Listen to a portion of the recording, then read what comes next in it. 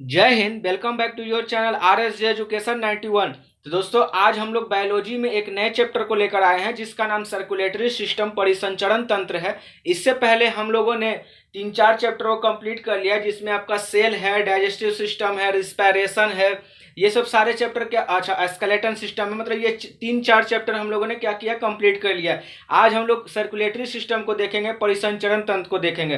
तो चलिए स्टार्ट करते हैं। उससे पहले आपके लिए एक ये महत्वपूर्ण इन्फॉर्मेशन है कि लुसेंट का जो टारगेट बैच चल रहा है वो टेलीग्राम पे चलता है।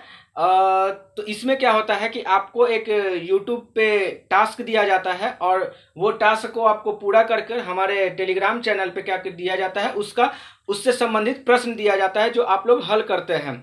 तो जो लोग नहीं इसके बारे में जानते तो वो थोड़ा समझ लें। ये इसको टेस्ट को आपको ज्वाइन करने के लिए क्या करना पड़ेगा, ये जो नंबर दिया हुआ है इस पर आपको 100 रुपये का पेमेंट करना होगा, जो कि हर मंथ लगेगा जब तक आपका लुसेंट कवर नहीं हो जाता है। या आप किसी एक सेट में सम्मिलित होना चाहते हैं तो आप 10 रुपया पर सेट देकर भी इसमें सम्मिलित हो सकते हैं। तो आपको इस नंबर पे पेमेंट करके इसी नंबर पे व्हाट्सएप पे आपको क्या करना होगा, तो रिसिप्ट सेंड कर देना पड़ेगा। और रिसिप्ट सेंड करने के बाद मैं आपको जो टेलीग्राम ग्रुप है उसमें मैं आपको शामिल कर दूंगा। इससे कि आपको क्या होगा कि आपको जो टॉपिक मिला है उससे क्या प्रश्न आते हैं, कैसे प्रश्न आते हैं और कैसे संभावित प्रश्न है, वो सब सारी चीजें आपको वो टेस्ट में मिलेगा। और अपने आप को भी आप परख पाइएगा कि हम जो पढ़े हैं क्या वो मुझे याद रह पाता नहीं रह पाता। इसमें सबसे अच्छी बात क्या है कि एक हफ्ता का जो है कि मतलब 1 वीक का क्या किया जाता है, एक संपूर्ण टेस्ट लिया जाता है। उसमें आपको क्या किया जाता है कि प्रोत्साहन राशि रखा जाता है, जिसमें कि होता क्या है कि लड़के में थोड़ा इसके लिए क्या होता है कि वो लोग एक्टिव रहते हैं टेस्ट देने के लिए, क्योंकि जो क्वेश्चन पूछा गया है उसी क्वेश्चन में थोड़ा मॉडिफाई करके एक वीक का उसे प्रोवाइड किया जाता है और ये मंडे को चलता है ना। तो आप लोग भी वहाँ पे ऐसे ज्वाइन होते, मतलब ये एक फैसिलिटी है कि आपको क्या आपने जो पढ़ा है वो आपको कितना देर तक याद है, आपकी क्या क्वेश्चन को डील कर पा रहे हैं। तो इसमें एक थोड़ा सा कंपटीशन की भावना आती है। तो आप लोग अपना देख लीजिए, अगर इच्छुक है तो आप लोग क्या कर सकते हैं, ज्वाइन हो सकते हैं। चलिए अब हम लोग सीधे आते हैं सर्कुलेटरी सिस्टम में। तो सर्कुलेटरी सिस्टम क्या होता है, परिसंचरण तंत्र क्या होता है। तो सर्कुलेटरी का अर्थ ही होता है किसी भी चीज को सर्कुलेट करना। सर्कुलेट करने का मतलब क्या, किसी भी चीज को क्या करना, वितरण करना। जैसे मैं एक एग्जांपल के तौर से आपको समझाऊं तो सर्कुलेट करने का, जैसे मनी का भी सर्कुलेशन होता है ना। जैसे कि अगर हमने कोई सामान खरीदा है, मान लीजिए अगर सब्जी खरीदने गए हैं तो हमने क्या किया, सब्जी खरीदा और उसे क्या दिया, अपना मनी दिया। अब वो सब्जी वाला क्या किया, वो मनी का कहीं और अपने जरूरत का सामान खरीदा और जिसे वो दिया वो किसी, मतलब ऐसे क्या होता है, ये सर्कुलेट होते चलते जा रहा है ना, कि जिसको जरूरत है वो। अब जैसे अब यहाँ पे एक और एग्जांपल ले, तो एक और एग्जांपल आप लोग समझिए। जैसे अब मैं अभी आपको क्या कर रहा हूँ, टीच कर रहा हूँ। अब ये जो मैं आपको टीच कर रहा हूँ तो मैंने भी कहीं ना कहीं से क्या किया, पढ़ा है, तभी मैं आपको टीच कर पा रहा हूँ। फिर आप जो हमसे पढ़ रहे हैं तो आप भी कहीं ना कहीं अगर टीच करते हैं तो ये क्या हो रहा है, एक तरीका का क्या हो रहा है, सर्कुलेट हो रहा है। उसी प्रकार जो है हमारे बॉडी में भी क्या हो रहा है, तो सर्कुलेटरी सिस्टम चल रहा है। उसमें क्या होता है कि ऑक्सीजन और CO2 का क्या होता है कि सर्कुलेशन होता है। तो इसी को हम लोग क्या करते हैं, सर्कुलेटरी सिस्टम कहते हैं, है ना। तो सर्कुलेटरी सिस्टम की बात की जाए तो ये सर्कुलेटरी सिस्टम टोटल 3 प्रकार के होते हैं। कितने प्रकार के होते हैं, 3 प्रकार के होते हैं। पहला आता है ओपन सर्कुलेटरी सिस्टम और दूसरा होता है क्लोज सर्कुलेटरी सिस्टम और तीसरा होता है मिक्स्ड सर्कुलेटरी सिस्टम। तो ये तीनों क्या होते हैं, मतलब ये 3 प्रकार के जो होते हैं सर्कुलेटरी सिस्टम होते हैं। अब ये तीनों प्रकार को हम लोग आसान भाषा में समझ लेते हैं। देखिए ओपन सर्कुलेटरी सिस्टम में क्या होता है, जैसे कि अब मैंने आपको बताया कि हमारे बॉडी में क्या हो रहा है, तो ऑक्सीजन और CO2 का सर्कुलेशन हो रहा है ना। तो यहाँ पे क्या हो रहा है कि ऑक्सीजन और CO2 का सर्कुलेशन हो रहा है, तो कहीं ना कहीं कुछ क्या बोलते हैं कि किसी माध्यम से सर्कुलेट हो रहा होगा। मान लीजिए अगर हमारे बॉडी में ये ऑक्सीजन है तो ये किसी ना किसी माध्यम से ही हो रहा होगा। ऐसा तो नहीं है कि पूरे बॉडी में केवल ऑक्सीजन ऐसे भर दिया गया है। तो यहाँ समझिए मेरा कहने का क्या मतलब है। जो ओपन सर्कुलेटरी सिस्टम है इसमें जो है कि किसी प्रकार का जो होता है वेन नहीं पाया जाता है। वेन कहने का मेरा मतलब है कि वेन आप लोग समझ रहे हो, नस। तो इसी नस के द्वारा ना ऑक्सीजन ऑक्सीजन जा रहा है, CO2 जा रहा है, ब्लड जा रहा है, तो क्या कोई एक वेन है ना। तो लेकिन इसमें क्या है, ओपन सर्कुलेटरी सिस्टम में कोई भी प्रकार का वेन नहीं पाया जाता है ना। ये क्या होता है कि इसके जो शरीर होता है इसमें पूरा क्या भर दिया जाता है, ब्लड भर दिया जाता है, और इसी ब्लड में क्या होता है, ऑक्सीजन और CO2 का अपना आदान प्रदान होता है, इसमें किसी प्रकार का वेन नहीं पाया जाता। तो ये किस में होता है, ये प्रश्न आता है कि क्वेश्चन आएगा आपसे कि ओपन सर्कुलेटरी सिस्टम का एग्जाम्पल क्या है। एग्जाम्पल है आपका घोंगा हो गया, तेलचट्टा हो गया, कीट पतंगे हो गया, ये सब क्या है, एग्जाम्पल है। अब जैसा कि मैंने आपको बताया कि अगर ये ओपन सर्कुलेटरी सिस्टम है, तो अगर ये मान लीजिए कि ये आपका, एक मिनट, ये मान लीजिए, चलिए ये मान लीजिए कि ये मान लीजिए कि कोई कीट है, मान लेते हैं कि ये क्या है, एक कीट है, इसके अंदर क्या भरा है, ब्लड भरा है, क्या भरा है, ब्लड भरा।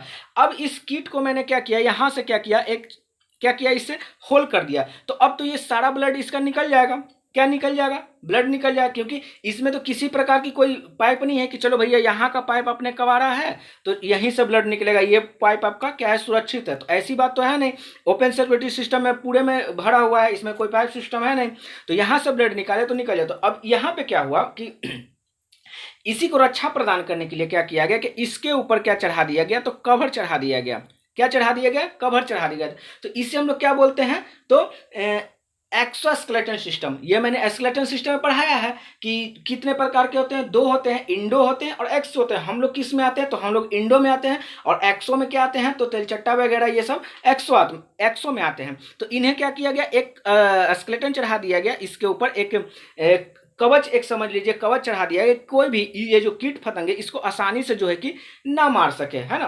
तो ये हमारा एक एग्जाम्पल होता है। अब हम लोग समझते हैं क्लोज सर्कुलेटरी सिस्टम क्या होता है। तो क्लोज सर्कुलेटरी सिस्टम उसे कहते हैं जहां पे कोई एक खास मतलब क्या कह सकते हैं कि कोई खास पथ है, कोई खास पथ है, उसी पथ को हम लोग क्लोज सर्कुलेटरी सिस्टम कहते हैं। मतलब ये एक खास एक क्या बोलते हैं कि एक पाइप है, इसी पाइप को जो है कि फॉलो करता है, इसी को हम लोग क्या करते हैं, क्लोज सर्कुलेटरी सिस्टम का। जैसे जैसे हम लोग किस में आते हैं, क्लोज में आते हैं, क्योंकि हम में क्या पाया जाता है, एक नस पाया जाता है, और इसी नस के द्वारा जो है कि ब्लड का सर्कुलेशन होता है। क्या होता है, ब्लड का सर्कुलेशन होता है। समझ में आया। तो हम लोग किस में आते हैं, क्लोज सर्कुलेटरी सिस्टम में आते हैं। इसे समझने के लिए आप लोग ऐसे समझिए कि अगर मान लीजिए कि एक टंकी है ना, ये क्या है आपका पानी वाला क्या है, टंकी है, एक मिनट,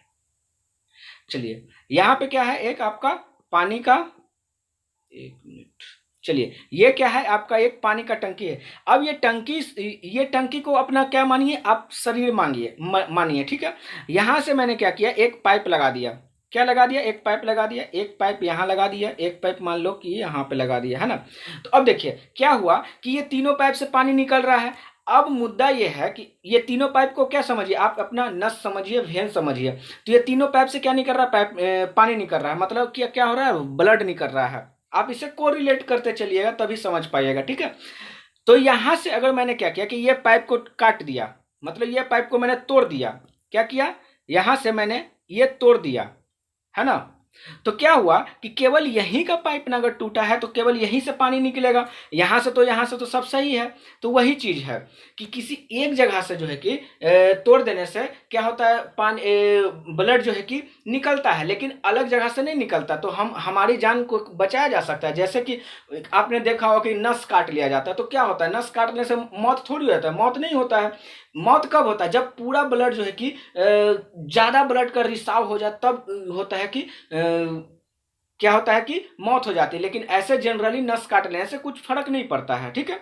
तो अब मुद्दा ये आता है कि जो क्या बोलते हैं कि अगर ये प्रेशर जनरेट हो रहा है तो कितना हो रहा है। तो आपको ये याद रख रहा है कि हमारे ब्लड का प्रेशर बीपी, अगर ब्लड प्रेशर की बात की जाए तो होता है 120/80। अब ये 120 क्या है और 80 क्या है, ये समझ लीजिए। 120 होता है जो मतलब हार्ट जो है कि बॉडी को दे रहा है, जो हार्ट जो है बॉडी को दे रहा है उसे 120 कहते हैं। मतलब 120 को हम लोग कहते हैं सिस्टोलिक। क्या कहते हैं, सिस्टोलिक। बायोलॉजिकली नेम इसका क्या है, सिस्टोलिक। और 80 जो है, 80 क्या है, जो वेन द्वारा जो हार्ट को दिया गया, मतलब ये CO2, इसे हम लोग कहते हैं डायस्टोलिक। ठीक है, क्या कहते हैं, डायस्टोलिक। यहां तक समझ में आ गया। चलिए अब आगे समझते हैं मिक्स ब्लड के बारे में। मिक्स ब्लड ये अभी आपको थोड़ा बहुत समझ में आ रहा होगा, लेकिन आगे मैं जब बढ़ाऊंगा तब ये सब सारी चीज आपको समझ में आ जाएगा, ठीक है। मिक्स ब्लड क्या है? मिक्स ब्लड ऐसा ब्लड को कहते हैं कि जिसमें कुछ में तो कुछ हिस्सों में, जैसे अगर ये शरीर है तो कुछ हिस्सों में क्या पाया जाएगा, तो वेन पाया जाएगा, और कुछ हिस्सों में जो है कि ऐसे ही नॉर्मली ओपन सर्कुलेटरी सिस्टम पाया जाएगा, मतलब यहाँ पे जो है कि वेन नहीं पाया जाएगा। इसका सबसे अच्छा एग्जाम्पल आप ये समझ सकते हैं कि मछली को आप लोगों ने देखा ही होगा, और मछली आप लोग खाते भी होंगे। तो आपने देखा होगा कि मछली का जब ये जो, अगर मैं ये मछली बनाता हूं, चलिए ये मैं मछली बनाता हूं, तो इसका जो मुंडी के पास है, यहाँ पे जो अगर ये इसके शरीर को काटते हैं तो आप लोग देखे होंगे कि जब वो काटता है ना, तो इसका ब्लड क्या होता है कि गाढ़ा होता है और यहीं के यहीं पे गिर जाता है, मतलब किसी प्रकार कोई प्रेशर नहीं होता। प्रेशर क्यों नहीं होता? क्योंकि इसमें किसी प्रकार का भेन नहीं है। अब भेन नहीं है तो प्रेशर होगा जी? नहीं होगा। जैसे कि अगर ये टंकी में से पानी गिर रहा है तो पूरे प्रेशर में से गिरा है, अगर ये टंकी में पानी खाली हो गया तो क्या प्रेशर से गिरता है पानी? तब हम लोग कहते हैं क्या कि भैया मोटर खोलिए। क्यों? क्योंकि टंकी में पानी भरना, हमको प्रेशर से पानी चाहिए। तो अगर किसी चीज में पाइप लगा हुआ तो वो प्रेशर से काम करेगा, तो वही प्रेशर जो है कि हार्ट जो बॉडी को देता है, तो वो प्रेशर 120 होता है, जिससे कि हम लोग सिस्टोकोलिक क्या कहते हैं, सिस्टोकोलिक कहते हैं, सिस्टोटोलिक कहते हैं, ठीक है। और जो 80 होता है, जो बॉडी जो है हार्ट को देता है, उससे डायस्टोलिक कहते हैं, ठीक है। यहां तक बात आई होप कि आपको समझ में आया होगा। 3 प्रकार का हो गया, ओपन, क्लोज और मिक्स्ड, ठीक है। अब हम लोग ब्लड वेसल के बारे में समझ लेते हैं, ठीक है। ब्लड वेसल क्या होता है, मतलब रक्त वाहिनी क्या होता है? ये 2 प्रकार की होती है। पहला होता है आपका आर्टरी और दूसरा होता है आपका वेन, ठीक है। आर्टरी मतलब होता है धमनी और वेन का मतलब होता है सीरा, सही है। चलिए अब यहीं से जो है कि क्या होता है कि ब्लड का आना जाना होता है, ठीक है, ब्लड का आना जाना होता है। तो आर्टरी में वैसा चीज होता है, आर्टरी कहने का मतलब धमनी में क्या होता है कि शुद्ध रक्त आता है, अर्थात हम कह सकते हैं शुद्ध रक्त और अशुद्ध रक्त जैसा कुछ नहीं होता है। शुद्ध रक्त उसे हम लोग मानते हैं जो O2 आ रहा है, मतलब जो जिस ब्लड के माध्यम से ऑक्सीजन आ रहा है उससे हम लोग शुद्ध रक्त कहते हैं, और जिस ब्लड के माध्यम से CO2 आ रहा है उससे हम लोग वेन सीरा कहते हैं, अर्थात अशुद्ध रक्त कहते हैं। अब आप लोग समझिएगा कि धमनी जो है कि शुद्ध रक्त मतलब जो ऑक्सीजन आ रहा है तो उसका कितना प्रेशर होता है 120, और इसका कितना हो जाएगा 80 हो जाएगा, ठीक है। शुद्ध रक्त में क्या होता है, ये आर्टरी जो है कि धमनी से पूरे शरीर हार्ट से पूरे बॉडी में जाता है, हार्ट से पूरे बॉडी में जाता है, लेकिन ये वेन क्या करता है, बॉडी से हार्ट में आता है, ठीक है, बॉडी से हार्ट में आता है। इसका प्रेशर 120 और इसका प्रेशर 80 होता है, ठीक है। ये जो आर्टरी है ये क्या होता है, शरीर के गहराई में होता है, और वेन जो है ऊपर ऊपर होता है। जैसे आप लोगों ने देखा होगा कि वेन जो है कि हल्का जो है कि पीला पिंक टाइप का, ब्लू टाइप का होता है, उससे हम लोग वेन कहते हैं। अब देखिए, अब एक चीज आप लोग समझ लीजिए, जो डॉक्टर जो इंजेक्शन देता है तो वो कहाँ देता है, आर्टरी में देता है कि वेन में देगा? आप लोग खुद अपने दिमाग में सोचिए और खुद ब खुद आपको आंसर मिल जाएगा। अरे भैया वेन में देगा तो इसका खुद प्रेशर 120 है, अब इंजेक्शन इसमें ठोकेगा तो इसका इतना प्रेशर 120 कि इंजेक्शन में ही ब्लड भर जाएगा, है ना। और यहाँ पे 80 है तो इसमें आसानी से जो है कि इंजेक्शन क्या कर सकते हैं कि हम इसको इंसर्ट कर सकते हैं इंजेक्शन को, है ना। तो डॉक्टर जो है कि वेन में ही क्या करता है, इंजेक्शन देता है। अब यहाँ पे प्रश्न ये भी आता है कि हमारे लिए क्या जरूरी है? हमारे लिए तो दोनों जरूरी है, लेकिन इन दोनों में अगर ज्यादा बात की जाए तो आर्टरी धमनी को बचाना ज्यादा जरूरी है, क्योंकि ये ऑक्सीजन का सप्लाई कर रहा है। और जब तक हमारे शरीर के अंदर ऑक्सीजन नहीं आएगा तो क्या माइटोकॉन्ड्रिया क्रेब्स साइकिल नहीं चला पाएगा, क्रेब्स साइकिल नहीं चलेगा तो क्या आपका नहीं बन पाएगा, एटीपी नहीं बन पाएगा, आपका ग्लूकोज नहीं बन पाएगा, और ग्लूकोज नहीं बन पाएगा तो आपको क्या मिलेगा, एनर्जी नहीं मिल पाएगा, है ना, ऊर्जा नहीं मिल पाएगा। तो यहां तक आप लोगों ने समझ में आया होगा, ठीक है, आर्टरी और वेन के बारे में, ठीक है, अशुद्ध और शुद्ध रक्त। अब देखिए, अब हम लोग अगर ब्लड जो है कि और ब्लड क्या काम करता है, तो ब्लड सर्कुलेशन मतलब जो हमारे बॉडी में ब्लड का सर्कुलेशन चल रहा है, ये क्या करता है, हमारे बॉडी के टेम्परेचर को बनाए रखता है। अर्थात हमारे बॉडी का टेम्परेचर अभी सामान्य कितना होता है, 37 डिग्री सेल्सियस होता है। और अगर हम फॉरेन हाइट में देखे जाए तो 98.6 डिग्री क्या होता है, फॉरेन हाइट होता है। ये हमारे बॉडी में जो ब्लड का प्रेशर सर्कुलेशन होता है, ये हमेशा हमेशा यही रहता है, चाहे तो गर्मी हो या ठंडा हो। ये दोनों जो है कि इतना ही इसका टेम्परेचर होता है। क्यों होता है, क्योंकि हमारे जो बॉडी में ब्लड का सर्कुलेशन हो रहा है, तो इतना ही टेम्परेचर दोनों का होता है। अब देखिए प्रश्न ये होता है कि अगर हम टेम्परेचर के हिसाब से अगर हम बांटना चाहें, तो हम टेम्परेचर के हिसाब से जीव जंतु को दो कैटेगरी में ला सकते हैं। क्या क्या कैटेगरी में ला सकते हैं, तो एक हम ला सकते हैं कोल्ड ब्लड और एक हम ला सकते हैं वार्म ब्लड। ठीक है, अब कोल्ड ब्लड क्या है, वार्म ब्लड क्या है, ये समझिए। कोल्ड ब्लड उसे कहते हैं जिसमें जीव जंतु का जो है कि ब्लड जो है कि किसी भी प्रकार का जो है कि वो घटते बढ़ते रहा, मतलब उसका जो सर्कुलेशन है वो घटते बढ़ते रहता है, मतलब वो स्थिर स्थिर नहीं रहता है। मतलब जैसे हम लोग का अगर बात की जाए, तो हम लोग का आप कहीं भी चले जाइए, आप हिमालय पे चले जाइए, आप मतलब कहीं भी आप चले जाइए, हमारे बॉडी का जो सर्कुलेशन है वो 37 डिग्री सेल्सियस और 98.6 डिग्री फ़ारेनहाइट, आप कहीं भी चले जाइए, ठीक है, उतना ही रहता है। अब मैं आगे बताता हूँ ठंड कैसे, ये सब सारी आगे आगे आगे भैया समझ लो पहले, ठीक है। तो यहाँ मैंने आपको बताया, तो मैंने क्या बता रहा था, कोल्ड ब्लड के बारे में। तो कोल्ड ब्लड में क्या होता है कि इसमें जो है कि टेम्परेचर जो है कि घटते बढ़ते रहता है, कभी इतना ज़्यादा बढ़ जाएगा कि कुछ कहने का नहीं, और कभी इतना घट जाएगा कुछ कहने का नहीं।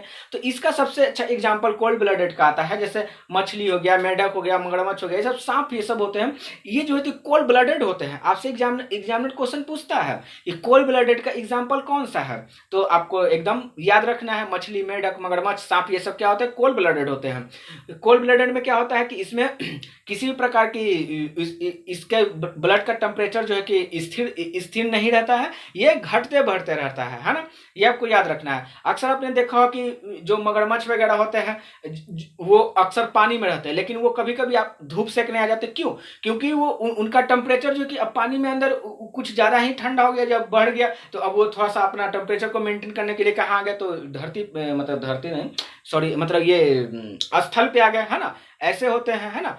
और वार्म ब्लड में कौन लोग आते हैं, जैसे हम लोग आते हैं वार्म ब्लड में, कुत्ता, बिल्ली, मानव, ये सब हम लोग आते हैं वार्म ब्लड में आते हैं। क्यों, क्योंकि हमारे में जो टेम्परेचर है, बॉडी का जो टेम्परेचर है, जो ब्लड सर्कुलेशन कर रहा है, वो एकदम रहता है सेम ही, कभी भी 37 डिग्री सेल्सियस या 98.6 डिग्री फ़ारेनहाइट, ठीक है।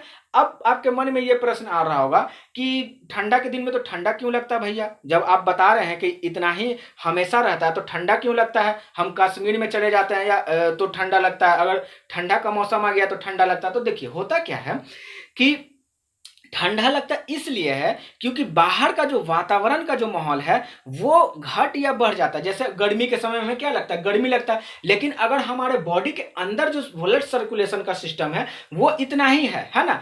अब भले ही गर्मी में गर्मी लगे या ठंडा में ठंडा लगे, तो वो किस कारण होता है वो आप समझ लीजिए। वो होता है ठंडा में ठंडा इसलिए लगता है क्योंकि बाहर का जो टेम्परेचर है वो कभी कभी घट जाता है, -1 डिग्री तक आ गया या फिर -10 डिग्री तक आ गया, तो ये रहता तो इतना है लेकिन ये घट गया। तो फिजिक्स रूल क्या कहता है कि कोई भी चीज़ जो है कि गर्म से ठंडे की ओर चलती है, ठीक है, गर्म से ठंडे की ओर चलती है। अब देखिए यहाँ पे हमारा कितना 37 डिग्री है, लेकिन यहाँ पे कितना टेम्परेचर आ गया ठंडा के दिन में, -10, तो अब ये गर्म से ठंडा की ओर जाएगा, तो यहाँ पे क्या करेगा, ये उष्मा हमारे शरीर से ये छीनने लगेगा, वातावरण जो है कि हमारी उष्मा शरीर से छीनने लगेगा। तो इसी को बचाने के लिए हम लोग क्या करते हैं, गर्म कपड़े का उपयोग करते हैं, और हम अपनी ऊर्जा को बचाने के लिए क्या करते हैं कि गर्म कपड़े का उपयोग करते हैं, जिससे कि हमारी ऊर्जा बच जाती है और हमें जो बाहरी टेम्परेचर है उस वो जो है कि हमारी ऊर्जा नहीं ले पाती है, और वो ऊर्जा हमारी बनी रहती है और हमें ठंड से बचते हैं हम लोग, है ना। तो ये चीज़ है। जैसे आप लोग देखे होंगे लाश जो आप लोग समझ रहे होंगे सारे लोग, है ना। तो लाश में क्या होता है कि चींटी लग जाता है। चींटी क्यों लग जाता है, चींटी लगने का कारण है ऐसे अगर आप अभी गर्मी का समय है तो आप जमीन वगैरह पे सूतिए तो चींटी आप में नहीं लगे। क्यों? क्योंकि चींटी भैया वो बायोलॉजी पढ़ी हुई है। वो क्या पढ़ी हुई है चींटी कि अच्छा इसका जो है कि ब्लड सर्कुलेशन चल रहा है, मतलब इसका जो है कि क्या बोलते हैं कि खून जो है कि चल रहा है, तो शरीर जो है कि गर्म है ना, ठंडा नहीं है। वही आपका ब्लड सर्कुलेशन अगर रुक जाता है तो क्या हो जाता है, शरीर गर्म हो जाता है। जैसे कि आप लोग लास्ट देखे होंगे कि जब ब्लड सर्कुलेशन रुक जाता है तो शरीर जो है कि क्या पड़ जाता है, तो ठंडा पड़ जाता है ना। देखे ही होंगे सारे लोग, तो शरीर ठंडा पड़ जाता है तो उसमें जो है कई दिनों तक वैसे ही छोड़ देने पर उसमें क्या चींटी वगैरह लग जाते हैं, चींटी उसको खाने लगती है ना। तो ये एक रीजन होता है। ठीक है, चलिए आगे समझते हैं अब हम लोग किस चीज को। तो आगे समझ लेते हैं हम लोग। अब हर्ट पे आ जाते हैं। ठीक है, किस पे आ जाते हैं, हर्ट पे। तो देखिए ब्लड सर्कुलेशन कैसे कैसे होता है ये समझ लेते हैं। तो ब्लड सर्कुलेशन हम लोग पहले हर्ट से लेते हैं।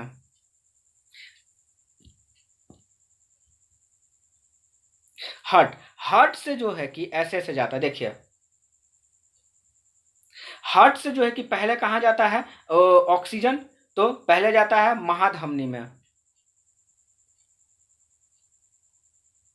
महाधमनी, महाधमनी से जाएगा धमनी में, फिर धमनी से जाएगा छोटी धमनी में।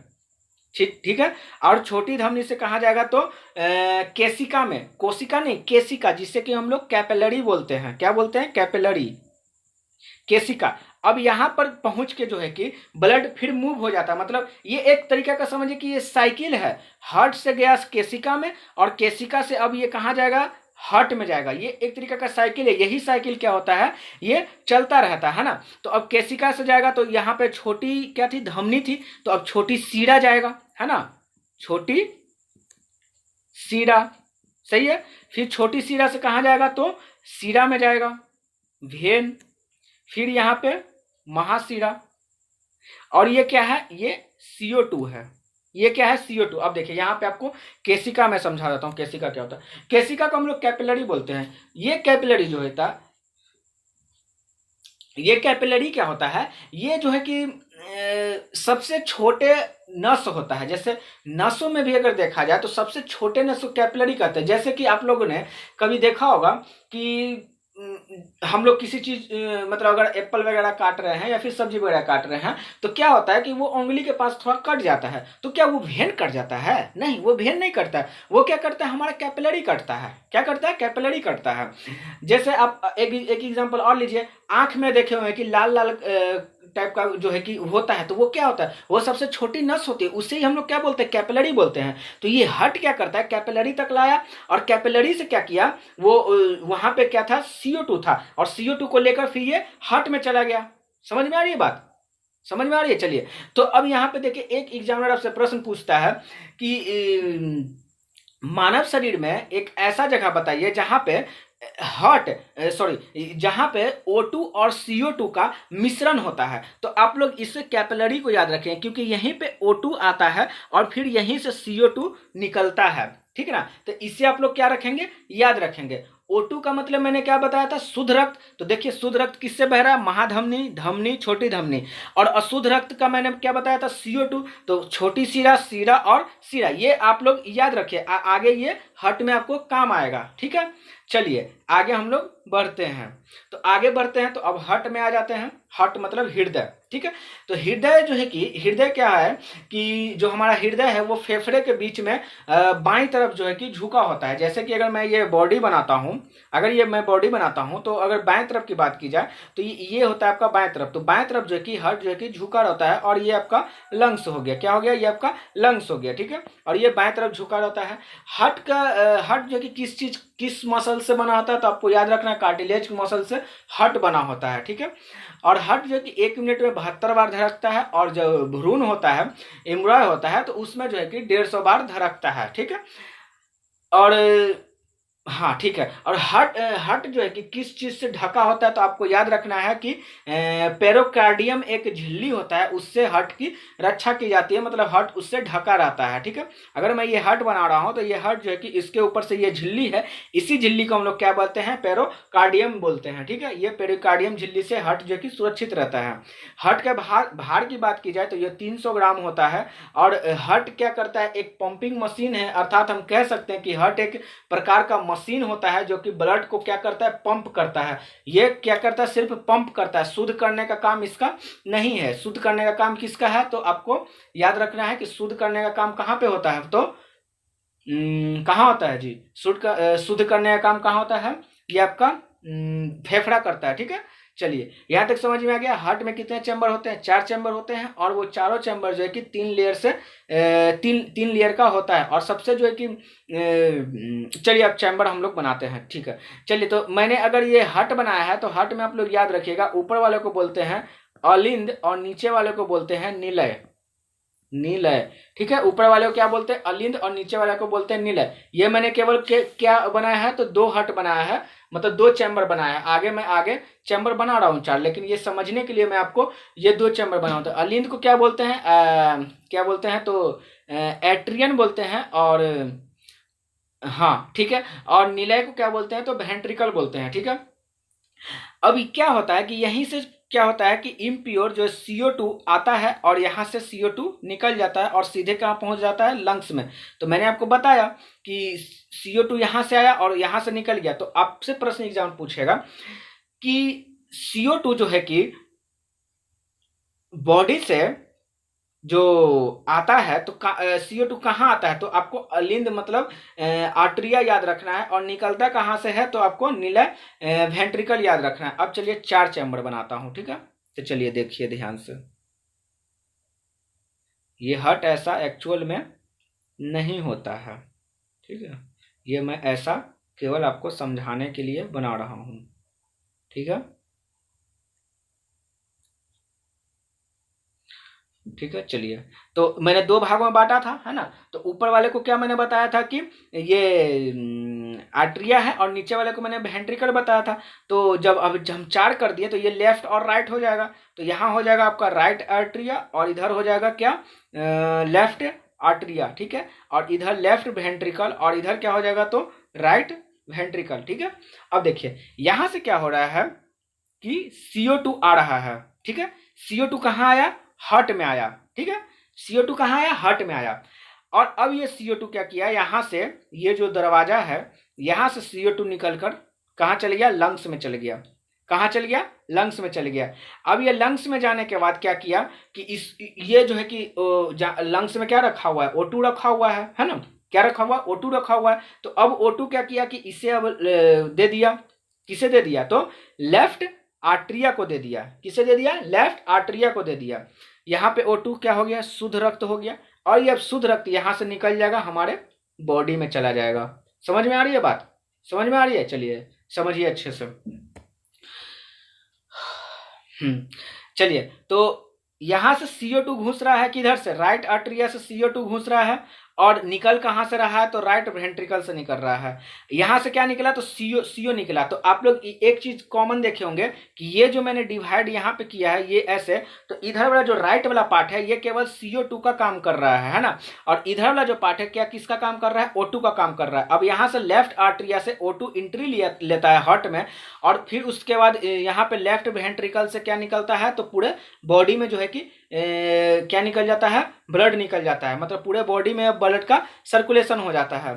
समझ में आ रहा है। अब देखिए, अब मैंने आपको एक चीज बतलाया था कि जो आपका आर्टरिया होता है वो क्या, धमनी, मतलब आर्टिया मतलब धमनी। तो धमनी क्या करता है, शुद्ध रक्त को ले जाता है। लेकिन मैंने आपको यहाँ पे बता रहे हैं कि ये कहाँ लेके जा रहा है, लंग्स में लेके जा रहा है ना, क्या कर रहा है, लंग्स में लेके जा रहा है। ठीक है, लेकिन मैंने आपको बताया कि धमनी क्या करता है, हार्ट से निकलता है और बॉडी में जाता है, तो उससे हम लोग क्या कहते हैं, धमनी कहते हैं, जो कि O2 होता है। लेकिन अब ये देखिए, लंग्स मैंने सॉरी लंग्स बोल दिए, हार्ट से बॉडी में जाता है, उससे हम लोग क्या कहते हैं, हार्ट से बॉडी में क्या क्या जाता है, धमनी जाता है, यानी O2 शुद्ध रक्त जाता है। लेकिन यहाँ हार्ट से क्या जा रहा है, बॉडी में क्या जा रहा है, CO2 जा रहा है। तो ये एक अपवाद है, ये आपको याद रखना है। यहाँ पे हार्ट में क्या है, एक अपवाद है, राइट वेंट्रिकल जो है कि राइट वेंट्रिकल में क्या होता है कि ये होता तो है धमनी, है ना, ये क्या होता है, धमनी होता है। ठीक है,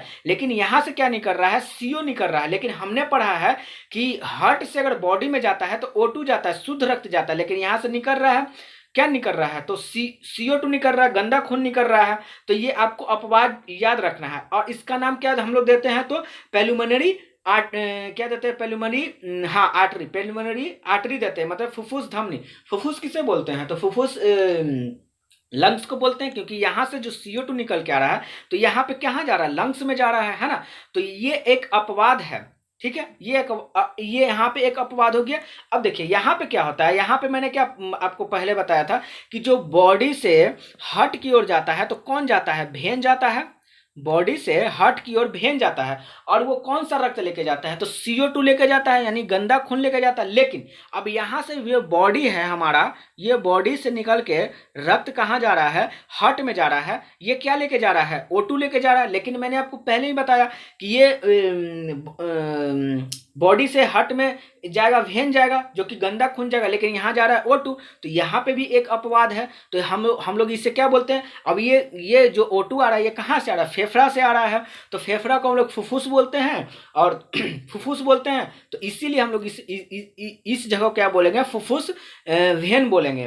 क्या बोलेंगे, फुफ्फुस वेन बोलेंगे। तो एग्जामिनर आपसे ऐसे ही क्वेश्चन कहता है ना, कि वो कौन सा सीड़ा है जो गंदा खून को मतलब ऐसे कहेगा कि फुफ्फुस धमनी जो है कि O2 को लेकर जाता है या CO2 को लेकर जाता है। तो ये एक अपवाद है, CO2 को लेकर जाता है, ठीक है। ऐसे ही पेलुमरी सीड़ा में बोलेगा, मतलब वेन में बोलेगा कि ये O2 को लेकर जाता है तो सीड़ा को लेकर जाता है। तो आपको याद रखना है कि O2 को लेकर जाता है, ठीक है। अब देखिए इससे मैं थोड़ा और अच्छे से अगर आपको समझाने की कोशिश करूं कि वेन कैसे काम करता है, तो ये देखिए एक अच्छा डायग्राम आपको ज्यादा समझ में आएगा, ठीक है। यहाँ पे मैं बना देता हूं मैन, ठीक है, और यहाँ पे मैं बना देता हूं लंग्स आपका, ठीक है। अब देखिए मैन से CO2 कहाँ गया था, तो राइट आर्टरिया में गया था, ठीक है। यहां से मैंने बनाया ये राइट आर्टरिया, जो कि CO2 है, थोड़ा सा और छोटा, ठीक है, राइट आर्टरिया, ठीक है। राइट आर्टरिया में ही था ना मैन, हमारे शरीर से मतलब जो हम लोग सांस छोड़ रहे हैं तो ये कहाँ जा रहा है, राइट आर्टरिया में जा रहा है। और ये फिर क्या कह रहा है, राइट आर्टरिया से फिर कहाँ जाता है, तो राइट वेंट्रिकल में जाता है। और ये राइट वेंट्रिकल फिर इसको लेकर कहाँ चल जाता है, तो सीधे लंग्स में चला जाता है। क्या जल लेके चला जाता है, CO2 लेकर चला जाता है। अब ये लंग्स क्या करता है कि इस खून को शुद्ध कर देता है, मतलब O2 इसमें प्रोवाइड कर देता है। और ये कहाँ चला जाता है, तो लेफ्ट आर्टरिया में चला जाता है, ठीक है। और अब ये लेफ्ट आर्टरिया क्या करता है कि लेफ्ट वेंट्रिकल को दे देता है O2, ठीक है। और ये लेफ्ट वेंट्रिकल क्या करता है कि हमारे फिर बॉडी को दे देता है O2। समझ में आ गया, ये डायग्राम आपको आई होप कि समझ में आया होगा, ठीक है। तो चलिए यहाँ तक हम लोगों ने पढ़ लिया, ठीक है। अब आगे थोड़ा सा कुछ देख लेते हैं, बाकी हर्ट यहाँ पे खत्म हो चुका है, ठीक है। अरे हर्ट तो मिट गया ना जी, चलिए हर्ट को, अच्छा ठीक है। एक हर्ट में होता है SAN, ये क्या होता है, SAN क्या होता है, तो साइनो एट्रियल नोड होता है। इसका काम क्या होता है, यही जो है कि मतलब ये नेचुरल पेस मेकर, इसे हम लोग कहते हैं SNS को कहते हैं। जैसे आप लोगों ने देखा होगा कि पेस मेकर लगाया जाता है, तो पेस मेकर क्या होता है, यही जो है कि हार्ट को SNS क्या करता है, धड़कने में मदद करता है। इसे हम लोग क्या कह सकते हैं कि ये जो है कि ये एक तरीका का हार्ट का बिजली घर इसे कह सकते हैं, SNS को, ठीक है। तो साइनो एट्रियल नोड इसे कहते हैं, ठीक है। यही जब गड़बड़ हो जाता है, जब धड़कना जो है कि ठीक से काम नहीं कर पाता है, मतलब ये क्या करता है, इलेक्ट्रिसिटी जो कि प्रोवाइड नहीं कर पाता है हार्ट को धड़कने के लिए, तो फिर क्या होता है, इसके जगह पे आपका क्या लगाया जाता है, तो पेस मेकर लगाया जाता है, ठीक है। पेस मेकर लगाया जाता है, ठीक है। पेस मेकर क्या करता है कि हार्ट को धड़कने में क्या करता है, मदद करता है। मतलब कह सकते हैं कि पेस मेकर एक आर्टिफिशियल जो है कि क्या है, इलेक्ट्रिसिटी प्रोवाइड करता है, किसको, हार्ट को, ठीक है। मतलब और ये हार्ट प्लस अच्छा हाँ ठीक है। इसका जो है कि हार्ट ट्रांसप्लांट का जो है कि सबसे पहला प्रयोग किसने किया था, तो डॉक्टर क्रिस्टियन वर्नार्ड ने किया था, ठीक है। इन्होंने ही पेसमेकर के बारे में बतलाया था, ठीक है। चलिए यहाँ तक आप लोगों को समझ में आया होगा, ठीक है। चलिए आगे देख लेते हैं। तो राइट आर्टरिया और राइट वेंट्रिकल के बीच क्या होता है, एक भाल्व लगा होता है। और ये भाल्व क्या करता है कि रक्त को ऊपर नहीं जाए। जैसे यहाँ पे मैंने राइट आर्टरिया बनाया था और यहाँ पे मैंने बताया था राइट वेंट्रिकल बनाया था, तो यहाँ पे एक मैंने भाल्व बनाया था। ये भाल्व क्या करता है कि रक्त जो ऊपर से आ रहा है CO2, ये जो है कि ऊपर ना चला जाए वापस, तो यहाँ पे एक भाल्व लगा होता है। जैसे कि आप लोग देखे होंगे कि जो हमारा चापाकल वगैरह होता है उसमें क्या लगा होता है, भाल्व लगा होता है, क्योंकि वो पानी को रोके रखता है ना। वो क्या करता है, पानी को रोके रखता है। तो इसीलिए वहां पे एक भाल्व लगाया रहता है, ताकि ये इधर से तो आए लेकिन इधर से वापस ना जाए। ठीक है, तो उससे हम लोग क्या बोलते हैं, तो उससे बोलते हैं ट्राइकोपेड भाल्व कहते हैं। ठीक है, इसी तरह लेफ्ट आर्टरिया और लेफ्ट वेंट्रिकल के बीच में भी एक भाल्व लगा होता है, जिसे कि हम लोग बाइकुपेड भाल्व कहते हैं। ठीक है, अब ब्लड प्रेशर बढ़ जाता है तो उसे हाइपरटेंशन कहते हैं। ठीक है, इसमें क्या होता है कि 150/90 हो जाता है, और ब्लड प्रेशर जब घट जाता है तो उसे हम लोग हाइपोटेंशन कहते हैं, जो कि 100/90 होता है। लेकिन सामान्य अवस्था में 120 बट्टा कितना होता है, 80 होता है। ठीक है, चलिए यहाँ पे मेरा हट खत्म हो जाता है। ठीक है, और आप लोगों को समझ में आया होगा। ठीक है, तो चलिए मिलते हम लोग फिर नेक्स्ट वीडियो में। तब तक अपना ख्याल रखें, अपने परिवार का ख्याल रखें। धन्यवाद, जय हिंद।